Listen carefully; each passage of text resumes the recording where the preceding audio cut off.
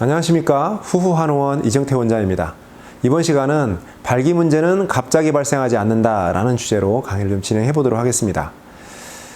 우리가 질병이 생기면 조기 발견이 중요하다는 얘기를 많이 합니다. 뭐 그건 당연하겠죠.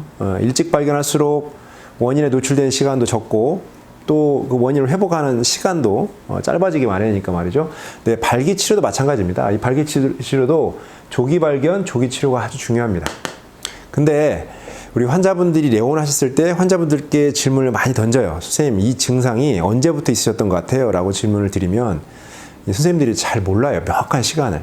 글쎄 언제적부터 좀 나빠진 것 같은데 명확한 시점을 제가 결정하기가 참 어렵습니다. 이 얘기를 많이 하시는데요. 왜냐하면 발기가 갑작스럽게 나쁘게 이제 좋지 않은 상태로 나타나는 경우도 있지만 대개는 서서히 조금씩 나빠지는 패턴대로 움직이기 때문에 그렇습니다. 그래서 오늘은 이제 그런 패턴들을 좀 소개해 드리려고 그래요. 그래서 이 패턴들에 대한 이해가 되시면 내가 좀 발기가 악화됐을 때 좀 더 빨리 이 상황을 캐치하고 회복에 대한 노력을 기울일 수 있을 거라고 봅니다. 자, 발기 약화가 진전되는 일반적인 패턴을 보면은 이렇게 한 4가지 패턴으로 제가 정리를 해놨는데, 우리의 인체라는 게 컨디션이 이렇게 일률적이진 않죠. 로봇처럼 이렇게 뭐 항상 일정한 수준을 유지하지 않습니다. 되게 이렇게 바이오리듬을 타듯이 이렇게 좋은 때도 있고, 이렇게 컨디션이 떨어질 때도 있고, 뭐 이런 식으로 리듬을 타죠. 근데 우리가 건강하다고 할 때는요, 여기 이제 밑에 부분들은 컨디션이 아주 나쁠 때죠. 몸이 굉장히 피곤해요.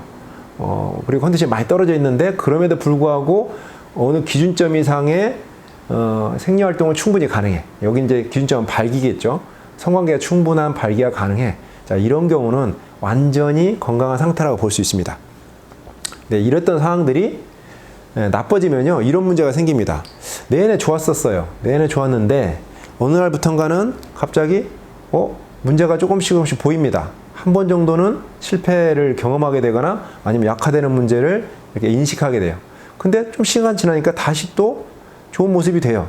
그래서 내가 지금 벌써 좀 이렇게 나쁜 걸 경험할 그런 나이가 됐나라고 생각을 하게 되는 경우가 있는데, 이런 것들이 이렇게 반복되는 시점이 있습니다.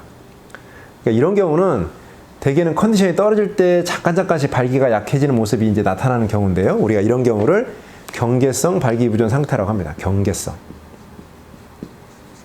자, 그래서 이 경우는 한 10번을 했다 그러면 10번 중에 한 1번 정도나 2번 정도, 10에서 20% 정도가 좋지 않은 모습이 간헐적으로 나타나는 경우예요. 그리고 이제 요게 좀 더 나빠지면요. 이게 이제 좀 더 나빠지면 요 C와 같은 모습을 띠게 됩니다. 이 C는 대부분이 잘 안 됩니다. 반대로 B하고는 다르게. 그리고 이제 어쩌다 한 번씩 괜찮은 모습들을 보여요. 요 경우는 이제 반대의 경우입니다. 그러니까 똑같이 경계성이긴 한데 열에 6번 또는 7번 뭐 그 이상 안 좋아요. 그래서 대부분의 시간들이 내가 발기가 약했던 경험들이 많기 때문에 이 C부터는 본인들이 질병 상태다라고 판단하는 경우가 많습니다. 그래서 대부분 이제 병원에 오시는 경우가 요 C하고 D 그룹에서 많이 오는데요. D는 이제 여기서부터 더 나빠져서 항상 컨디션이 아무리 좋아도 발기라는 상황이 어려워. 그래서 성관계를 실패할 수가 없는 조건이 되면 이제 D가 되는 거죠. 그래서 이게 A를 완전한 건강한 상태라고 하면 이 B와 C가 경계 상태가 되는 거고 D가 완전한 발기부전 상태다라고 볼 수 있습니다. 그리고 B 같은 경우는 요거는 이제 뭐 경증의 경계성, 요거는 이제 중증, 중등도 뭐 이렇게 표현할 수 있는 경계성 발기부전 상태다라고 볼 수가 있고요. 그리고 이제 이렇게 여러 컨디션 중에 이렇게 나를 이렇게 악화시키는 인자들이 좀 있어요. 생활 속에서. 한시적으로 발기 악화를 경험하게 되는 경우가 몇 가지가 있습니다. 그것들을 좀 소개를 해드리면, 우리가 이제 감기에 걸리거나 또는 감기에 걸려서 감기약을 복용하는 경우가 있어요. 이 경우는 발기가 굉장히 떨어집니다. 그리고 이제 또 하나는 설사. 이 장의 컨디션은 사실 발기하고 아주 중요한데, 설사를 했습니다. 뭐 내가 바이러스성 장염에 걸려갖고 5일이나 6일 정도 복통과 설사를 만약에 심하게 좀 경험을 했다. 이런 경우라면 20대인 경우라도 상당한 시간 동안 발기가 좀 약한 모습을 경험할 수가 있습니다. 왜냐하면 원래 우리 발기라고 하는 게 혈관이 확장되는 현상인데요. 확장된 혈관을 뭘로 채워야 되냐면 혈장으로 채워야 됩니다. 근데 그 혈장은 대부분이 수분으로 되어 있는데 약 92% 정도가 수분입니다. 근데 그 수분은 어디서 이렇게 유입을 시켜야 되냐면 장에서, 소장에서 음식물이 지나갈 때 그 안에 들어있는 수분을 재흡수함으로 인해서 그걸 이제 혈장에다 유입을 시키는 거거든요. 그렇기 때문에 이제 설사를 통해서 안으로 들어오게 하는 수분을 충분히 이제 재흡수가 안 되면 발기가 충분하지 않아요. 그래서 설사 후에는 대개는 이제 발기 등이 약화되는 문제를 경험하기 쉽습니다. 그 다음에 이제 수면 부족. 이 수면은 뭐 잠을 잘 못 자거나 그러면은 당연히 신경이 필요해지겠죠.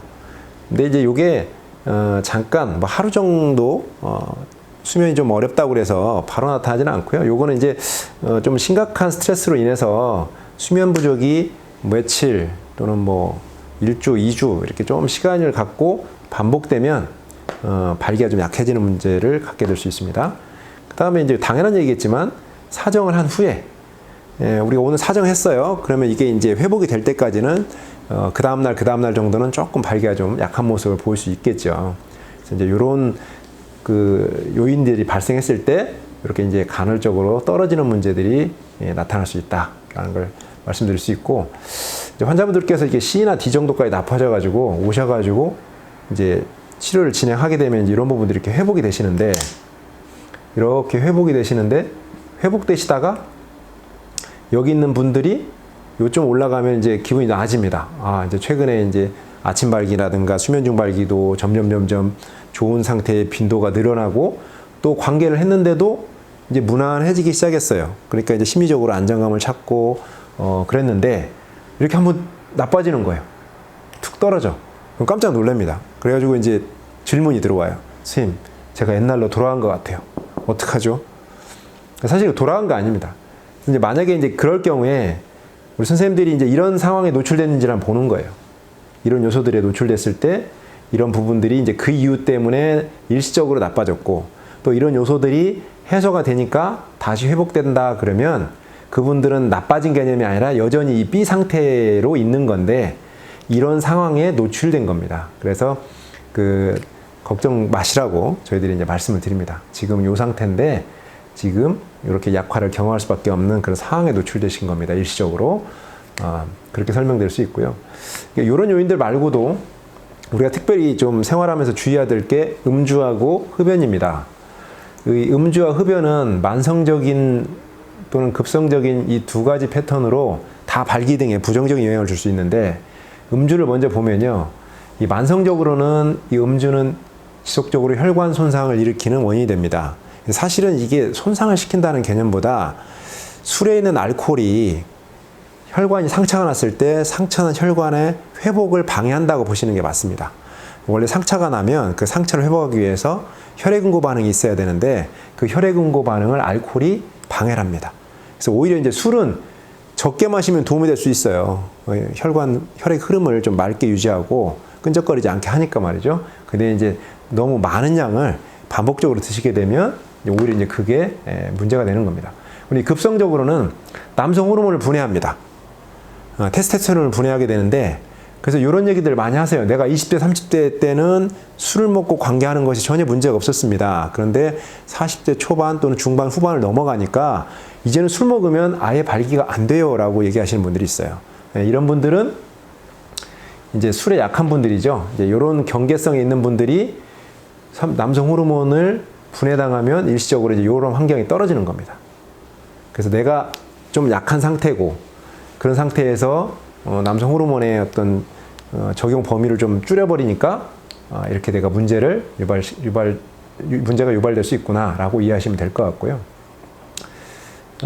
그리고 이제 흡연이 있습니다. 흡연도 이 만성적인 작용과 급성적인 작용으로 나눠볼 수 있는데, 흡연할 때는 이제 이 니코틴이 제일 중요한 요소가 되는데요. 이 니코틴은 만성적으로 꾸준하게 혈관벽을 직접적으로 손상시키는 역할을 합니다. 그리고 이 급성적으로는 혈관을 수축시켜요. 그러니까 요게 니코틴, 담배를 피시면 짧은 시간 안에 아주 적극적으로 혈관을 수축시킵니다. 그래서 가끔 이제 저희가 환자분들께 꼭 지도를 드린 내용 중에 하나가, 관계를 해야 되는데 관계 전에 담배를 바로 피고 들어가서 뭐 양치를 하고 관계를 한다든가 이런 일을 하지 마라 그래요.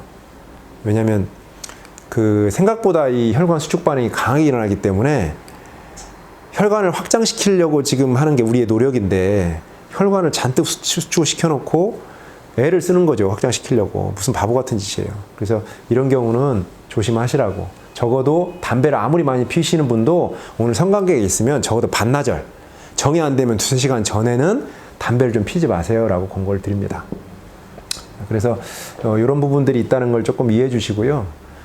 발기 문제는 대부분 갑작스럽게 나타나는 경우는 대부분 이제 정서적인, 감정적인 문제 때문에 갑작스럽게 나타나는 경우가 간혹 있지만 대부분의 경우는 이런 과정을 통해서 서서히 나빠지게 되고 요 B 정도가 됐을 때 우리가 알아채고 내가 이제 왜 이런 문제가 발생했을까를 이해하시고 노력을 하시면 의학적인 도움은 없이도 회복이 됩니다.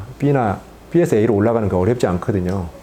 그래서 이제 이런 환경들이 나빠졌을 때, 변화가 발생했을 때 빠르게 알아채시고 그리고 이제 나빠진 요인들을 하나하나 좀 살핀 다음에 회복을 위한 노력을 해주셨으면 하는 바람이 있습니다. 자, 이렇게 오늘은 그 발기의 문제는 갑자기 발생하지 않는다라는 주제로 강의를 좀 진행해 봤습니다.